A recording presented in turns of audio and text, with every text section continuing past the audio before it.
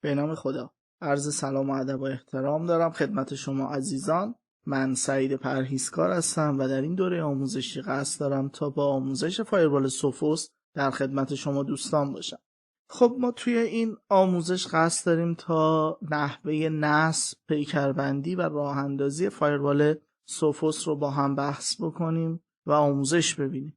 توی بخش اول میخوایم در رابطه با ماهیت فایروال با هم صحبت بکنیم. اینکه قبل از اینکه اصلا ما وارد آموزش یادگیری فایروال بشیم متوجه بشیم که ماهیت فایروال چیه، چه کاربردی برای ما توی شبکه داره و لزوم یادگیری یه همچین دوره‌ای چی میتونه باشه. خب ببینید، اولین باری که اینترنت به وجود اومد توی دنیا و گسترش پیدا کرد، ادمین های شبکه دیدن که خب خیلی روی شبکهشون داره اتک میاد از سمت افرادی که توی اینترنت بودن که بعدها به نام اتکر شناخته شدن یا همون هکرهایی که ما امروز اونها رو میشناسیم، و اونها قصد داشتن که به منابع سازمانی شبکه‌های مختلفی که به نوعی توی اینترنت سرویسی داشتن ارائه میدادن یا دسترسی به اینترنت داشتن و سازمان دسترسی پیدا بکنن. این اولین ایده شکل‌گیری فایروال بود، اینکه ما بتونیم دستگاهی رو داشته باشیم که در لبه شبکه‌مون قرار بگیره و توانایی تشخیص حملات رو داشته باشه. به خاطر همین هم اومدن یک تعریفی برای فایروال ایجاد کردن. گفتن فایروال کارش اینه جلوگیری از حملاتی که از طریق اینترنت بر شبکه‌ها وارد میشه.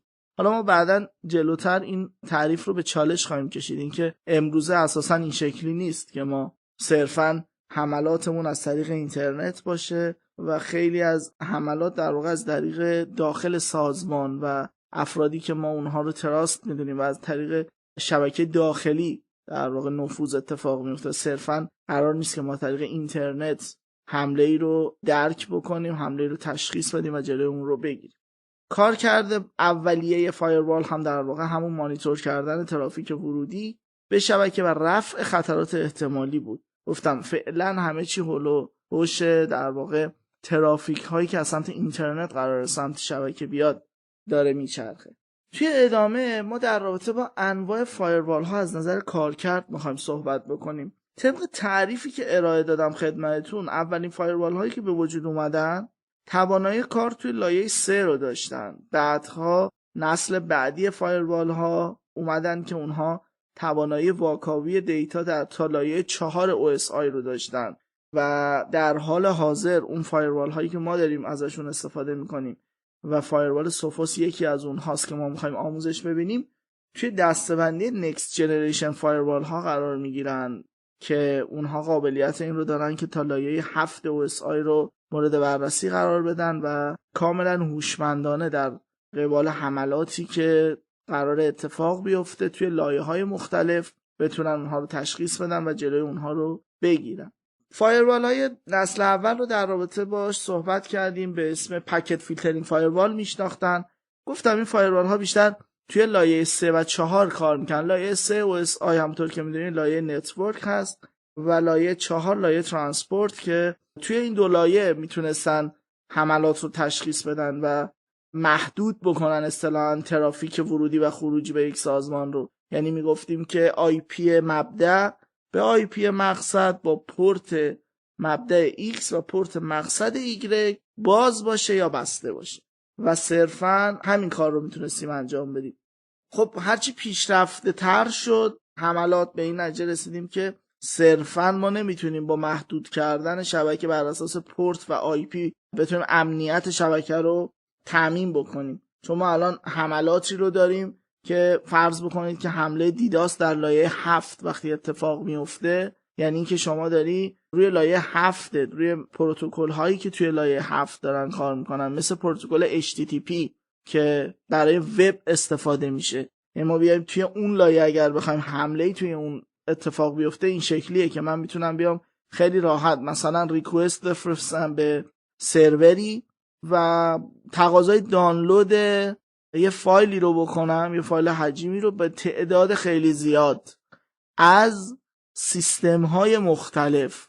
خب این یک حمله ساده دیداس میتونه باشه توی لایه 7 یا این که من بیام توی لایه 7 بیام این کارو بکنم، از سیستم های مختلفی ریکوست رو بفرستم برای اون سرور، اون فرایند هندشیکینگی که داره اتفاق میفته توی سرور که من یه ریکوستی رو قراره به عنوان کاربر ارسال بکنم به سرور به من جواب بده و من در قبال اون جواب بهش یک اکنالجی بدم، یک تاییدیه‌ای بدم و اون سیشن من برقرار بشه.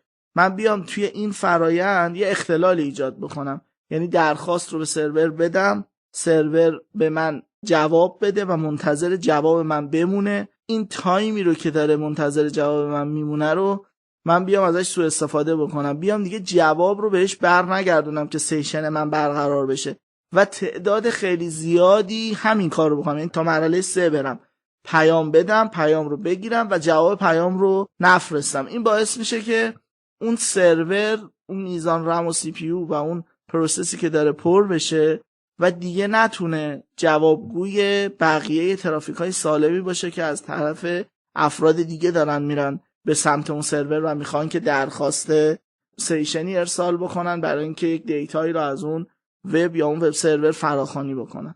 این میشه یک نوع حمله دیگه تو لایه 7 که خب طبیعتاً فایروال های نسل ابتدایی از تشخیص اونا عاجز بودن.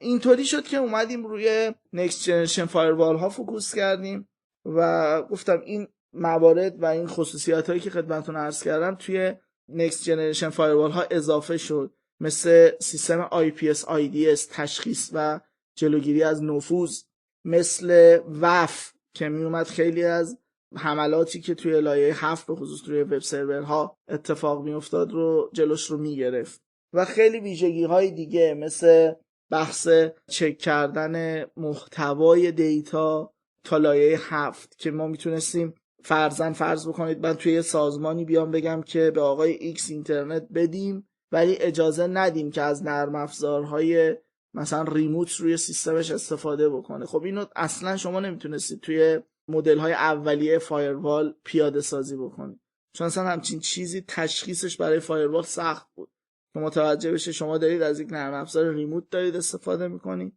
مثل انیدسک، مثل تیم ویور یا نرم افزارهای دیگه و سوپریمو یا خیلی نرم افزارهای دیگه که توی این دسته هستن و شاید اصلا من و شما تا حالا به گوشمون هم نخورده باشه، ولی میخوایم که اون کاربر استفاده نتونه بکنه از همچین نرم افزارهای. خیلی راحت میتونیم توی فایروال های مثل فایروال سوفوس این کار رو انجام بدیم. توی ادامه من میخوام یک عکسی رو به شما نشون بدم. ببینید توی این عکس من یه ساختمونی رو قرار دادم و یک نگهبانی رو هم جلوی این ساختمون مستقر کردم. ماهیت و کارکرد فایروال در واقع مثل همون نگهبانی این ساختمون میمونه. چند تا ویژگی دارن فایروال ها. اول اینکه همه فایروال ها تمام ترافیک شبکه رو قراره رد بکنن و اجازه عبور بهش ندن مگر اون ترافیک هایی رو که ما در قالب قوانین به فایروال اضافه میکنیم. پس اولین قدم اینه که قرار نگهبانی ما اجازه ورود هیچ فردی رو به ساختمون نده مگر اون واید لیستی که ما بهش میدیم، مگر اون قوانینی که ما بهش میگیم. مثلا بگیم همه اونایی که کت و شلوار دارن میتونن وارد شن، یا نه همه اونایی که اسمشون مثلا X و Y و Z هست بتونن وارد شن. قوانین این شکلی. بقیه شامل دراپ میشن و از ورودشون جلوگیری میکنن. مورد بعدی که توی این عکس شما میتونید مشاهده بکنید و میتونیم در رابطه‌اش صحبت بکنیم این هست که خب حالا ما میایم یه نگهبانی میذاریم، یک فایروالی میذاریم، به صورت دیفالت هم گفتم تمام ترافیک دراپ میشه به جز اون چیزهایی که ما میگیم. توی فایروال های نسل جدید ما میتونیم بگیم که فرض بکنید که یک شخصی که توی این ساختمون اکسپت هست میتونه بره. مثلا ما اومدیم گفتیم که اگر کسی مثلا به اتاق شماره 1 کار داشت بتونه وارد شه. خب نگهبان میبینه که یه نفر میاد با نفری که توی اون اتاق شماره 1 کار داره و بهش اجازه ورود میده. حالا فرض بکنید اون نفری که داره این کار رو میکنه قراره یه کار مشکوکی انجام بده. یعنی درسته با مثلا اتاق 1 کار داره، یعنی به ظاهر میگه من با اتاق 1 کار دارم، ولی قصدش اینه که بره توی اتاق 3 و یه خرابکاری مثلا انجام بده. ببینید این تشخیص نفوذی که من میگم، اون IPS IDS که میگم اینجا به کار میاد. یعنی فایروال ما قراره به صورت هوشمند این رو چک بکنه که آیا اون پکتی که داره به ظاهر سالم تلقی میشه و ترافیکی سالم داره تلقی میشه میخواد وارد شبکه بشه، آیا واقعا همونطوری که نشون میده است یا قراره که در پس این ترافیک اتفاق مخربی بیفته. فایروال های نسل جدید میان با تحلیل رفتار در واقع حالا ویروس های مختلف اصطلاحاً ما میگیم یا اون نرم افزارهای مختلف میان و شناسایی میکنن نرم افزارهایی رو که قراره کارهای مخربی انجام بدن و هر چند اگر اون نرم افزار در قالب نرم افزارهایی باشه که ما بهشون گفتیم که اکسپتن و میتونن وارد شبکه ما بشن، ولی فایروال جلوی اونها رو خواهد گرفت. این هم یکی از ویژگی های منحصر به فرد فایروال های نسل جدید هست که گفتم خدمتتون. سوفوس هم یکی از همین فایروال هاست که ما میخوایم توی این دوره در رابطه با اون با هم صحبت بکنیم.